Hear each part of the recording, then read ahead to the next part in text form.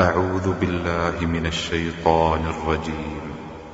بسم الله الرحمن الرحيم.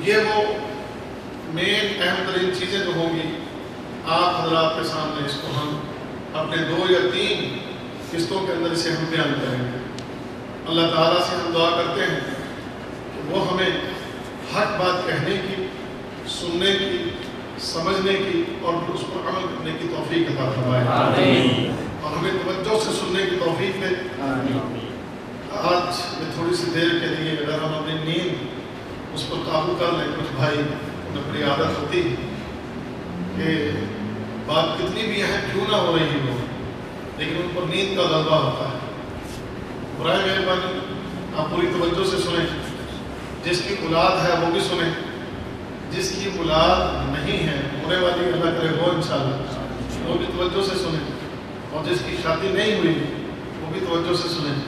سب کے لیے اس کے اندر، اس موضوع کے اندر سب کے لیے مواد موجود ہے انشاءاللہ. یہ مذہب میں کوئی کہ تو اولاد والوں کے لیے ہے، تو اس کے علاوہ بھی دوسروں کے لیے بھی ہے، جن کے بھی شادی ہوگا ان کے لیے بھی انشاءاللہ کچھ باتیں ہیں. تو سب سے پہلی بات کہ بچوں کی صحیح تعلیم و تربیت والدین کے لیے اور ان کے خاندان کے لیے دنیا و آخرت میں بھلائی، راحت، آرام اور سکون کا سبب ہوتی ہے. کہ اگر ہم اپنی اولاد کی اچھی تربیت کر لیں تو یہ چیز والدین کے لیے اپنے لیے بہت بڑی فائدے کی چیز ہے، اس کے لیے بھلائی کی چیز ہے، اس کے لیے دنیا اور آخرت دونوں جہانوں میں راحت، آرام اور سکون کا ایک بہت بڑا ذریعہ بننے والی یہ چیز ہے. اور اگر ہم بچوں کی صحیح تربیت نہ کر سکیں، اگر ہم بچوں کے اوپر صحیح توجہ نہ دے سکیں، جس طریقے سے ان کی تربیت کرنے کا حق ہے وہ اگر ادا نہ کر سکیں، تو پھر یہ چیز والدین کے لیے، خاندان کے لیے بہت بڑی بدنامی اور رسوائی کا سبب بن جاتی ہے. پھر ساری زندگی ماں باپ بھی پریشان رہتے ہیں، خاندان والے وہ بھی تنگ رہتے ہیں. تو بچوں کی تربیت کا معاملہ والدین کے اپنے فائدے میں ہے اور ان کے اپنے خاندان کے لیے بہت بڑی فائدے والی چیز ہے. اور توجہ نہ دینا بہت بڑی تباہی اور بربادی کا سبب بھی بن سکتا ہے. اسی طرح ان کی تربیت کا ایک اور بہت بڑا فائدہ کہ وہ بچے جن کی تربیت بہت اچھی ہوئی ہوتی ہے، وہ تربیت یافتہ بچے دین اسلام کی سربلندی کے لیے ایک بہت بڑی طاقت اور قوت بن جاتے ہیں. دین اسلام، اس کے دفاع، اس کی کامیابی، اس کی سربلندی کے لیے، اور یہی ایک سب سے بڑی حاجت اور ضرورت ہے ہماری کہ ہمارے بچے دین اسلام کی سربلندی کے لیے کوششیں کرتے ہوئے نظر آئیں. ہمارے بچے دین اسلام کے علم کو بلند کرتے ہوئے نظر آئیں. ہمارے بچے دین اسلام کے لیے خدمت کرتے ہوئے نظر آئیں. تو جن بچوں کی اچھی تربیت ہو جائے وہ بچے دین اسلام کے لیے بھی بہت بڑا سرمایہ بن جاتے ہیں. تو ان چیزوں کو سامنے رکھتے ہوئے تمام والدین کو یہ چاہیے کہ وہ اپنے بچوں کی تربیت کے اوپر خصوصی توجہ دیں. اور اس کے لیے اسلام نے اس چیز کے اوپر بڑی توجہ دی ہے اور اسلام نے اس کے اوپر بڑا زور دیا ہے اور اس کی بڑی اہمیت کو بیان کیا ہے. قرآن حکیم میں اللہ رب العزت نے یہ جو آیت میں نے شروع میں پڑھی ہے، اس میں اللہ تعالیٰ کیا ارشاد فرماتے ہیں کہ یا ایھا الذین آمنوا قوا انفسکم واہلیکم نارا وقودھا الناس والحجارہ، کہ اے لوگوں تم اپنے آپ کو اور اپنے بچوں کو، اپنے گھر والوں کو جہنم کی آگ سے بچا دو. یعنی اس چیز کا اللہ تعالیٰ ہمیں حکم دے رہا ہے کہ ان کی اس طرح کی تربیت کرو، سب سے پہلے اپنی اور پھر اس کے بعد اپنی اولاد کی اس طرح کی تربیت کرو کہ تم بھی جہنم کی آگ سے بچ جاؤ اور تمہارے بچے بھی جہنم کی آگ سے بچ جائیں، تمہارے گھر والے بھی جہنم کی آگ سے بچ جائیں. تو اس چیز کا حکم ہمیں اللہ رب العزت قرآن حکیم میں دیتے ہیں. اور بھی متعدد جگہ پر اللہ تعالیٰ اپنی اور اپنے گھر والوں کی اصلاح کے لیے ہمیں حکم دیتے ہیں. تو یہ چیزیں جب ہم قرآن میں اور حدیث میں پڑھتے ہیں تو اس بات کی اہمیت جو ہے وہ اجاگر ہو جاتی ہے کہ اپنے گھر والوں کی تربیت کرنا کتنا اہم اور کتنا ضروری ہے، کہ اس کے ذریعے انسان اپنے آپ کو اور اپنے بچوں کو اللہ کی پکڑ سے، اللہ کے عذاب سے، جہنم سے، رب کائنات کے اس کی پکڑ سے اور اس کے عذاب سے انسان اپنے آپ کو اور اپنے بچوں کو بچا سکتا ہے. اللہ اکبر. وہ خوش قسمت ہیں کہ جو اللہ کی پکڑ سے بچ جائیں، جو اللہ کے عذاب سے بچ جائیں۔ والدین کا سب سے بڑا ان کا جو نظریہ اور فکر ہونی چاہیے وہ اس بات پر کہ ہم اپنے بچوں کو اللہ کی پکڑ سے، اللہ کے عذاب سے بچا لیں۔ دنیا میں آپ رہتے ہوئے اپنے بچوں کی کتنی فکر کرتے ہیں، میرے بچے کو فلاں تکلیف نہ ہو، میرے بچے کو فلاں پریشانی نہ ہو، میرے بچے کو فلاں مسئلہ درپیش نہ ہو۔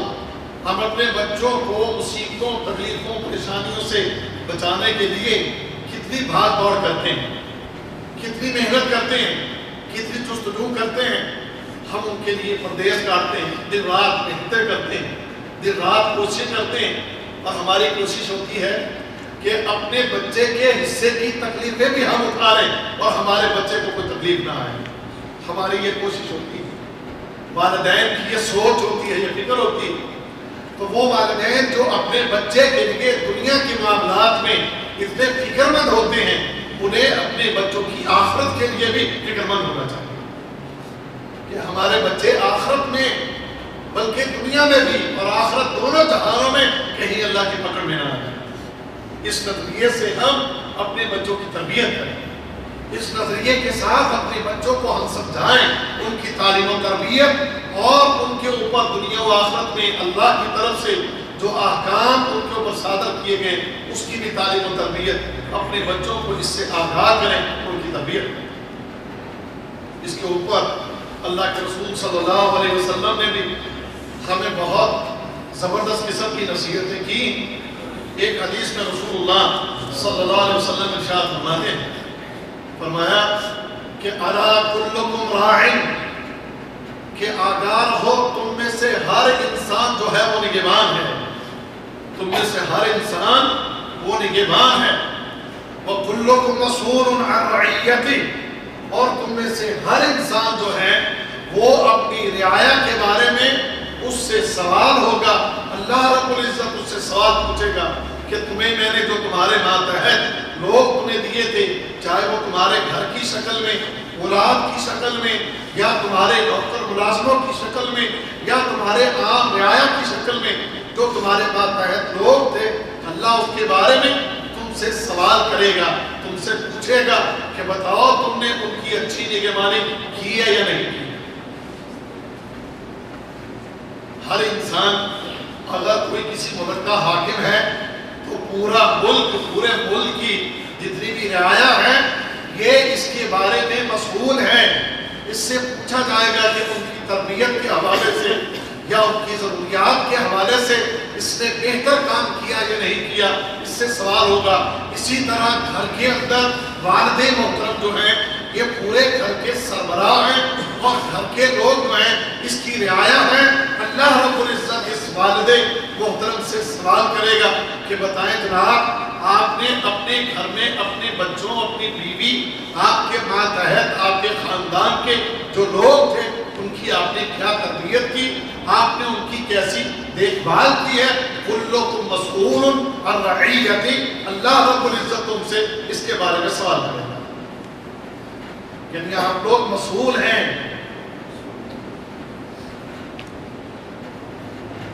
اور پھر ایک حدیث میں اللہ کے رسول صلی اللہ علیہ وسلم کیا ارشاد فرماتے ہیں کہ اگر آپ لوگوں نے اس معاملے میں کوئی سستی اختیار کی، اگر آپ لوگوں نے اس معاملے کے اندر توجہ نہ دی، اس معاملے میں آپ سستی اختیار کرتے ہیں، یہ بات غور سے سنیے گا۔